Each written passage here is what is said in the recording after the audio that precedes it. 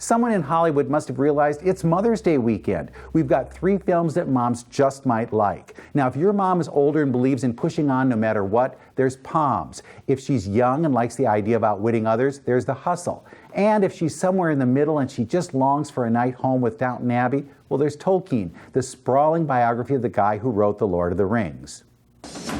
A competition. First things first, Poms. Diane Keaton plays a woman who moves into a retirement community and discovers it's never too late to do the things you didn't get around to. We want to start a cheerleading club. Who will you be cheering for? Ourselves. With a group of fellow residents, she starts a cheerleading squad, and yes, here's taunts that are worse than the ones Angelica Houston tossed at the film. Similar to Finding Your Feet and Calendar Girls, it gets a lot of familiar faces together for some old routines. Poms isn't all that original, but it should give certain moms a good laugh and enough drive to follow it with a post-film drink or a casino visit. Diane Keaton is better than this, but she settles in nicely and gets great support from Jackie Weaver, Rhea Perlman, and Pam Grier. Impressive. I'm a con artist. Sisters in Arms. Slightly more inventive, The Hustle pairs Anne Hathaway and Rebel Wilson in a remake of Dirty Rotten Scoundrels. Hathaway gets the Michael Caine role, Wilson gets the more interesting Steve Martin part. Together they're determined to take down men who scammed them, and yes, they have ample opportunity to play other characters in the process. On paper, this sounds like a great idea, particularly since Hathaway had a few surprises up her sleeves in Ocean's 8. But strangely, the film isn't being previewed before Friday, which always suggests something's awry.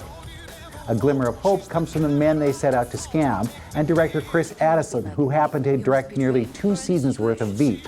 Hathaway and Wilson could be keeping this on the down low because they don't want any endgame spoilers. Or the ones getting hustled are unsuspecting moviegoers. That was unexpected. Since childhood, I have been fascinated with language. I've invented my own.